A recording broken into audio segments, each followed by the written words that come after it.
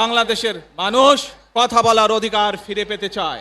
১৭ বছরের বেশি সময় পর বৃহস্পতিবার মাতৃভূমিতে ঐতিহাসিক প্রত্যাবর্তন হয় তারেক রহমানের। বিএনপির ভারপ্রাপ্ত চেয়ারম্যানের এ ফেরাকে স্বাগত জানাতে ঢাকায় আসেন দলটির লাখ লাখ কর্মী। দলের নেতাকর্মীদের পাশাপাশি তারেক রহমানের আগমনকে স্বাগত জানিয়েছেন বিভিন্ন শ্রেণী পেশার মানুষ।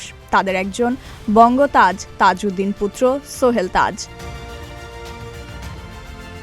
যুক্তরাজ্যের হিথ্রো বিমানবন্দর থেকে বৃহস্পতিবার দুপুরে ঢাকা শাহজালাল আন্তর্জাতিক বিমানবন্দরে অবতরণ করে তারেক রহমানকে বহনকারী বিমান। সেখানে আনুষ্ঠানিকতা শেষে ৩০০ ফিটে সংবর্ধনা স্থলে যান তিনি। এরপর বক্তব্য শেষে রওনা এবারকের হাসপাতালের পথে।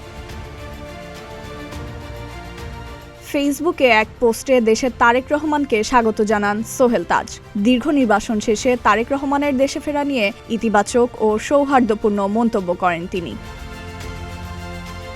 সাবেক স্বরাষ্ট্রমন্ত্রী সোহেল তাজ তার পোস্টে লিখেন, স্বাগতম, বাংলাদেশ আপনার কাছ থেকে দায়িত্বশীল ও দূরদর্শী নেতৃত্ব প্রত্যাশা করে। তিনি আরও লিখেন, দেশের ক্ষতিগ্রস্ত রাজনৈতিক ব্যবস্থাকে সংকট থেকে উত্তরণ ঘটিয়ে জাতীয় ঐক্য ও নতুন আশার পথে পরিচালিত করার একটি গুরুত্বপূর্ণ ও ঐতিহাসিক সুযোগ তারেক রহমানের সামনে। তারেক রহমানের সর্বাঙ্গীন সাফল্য কামনা করেন সোহেল তাজ।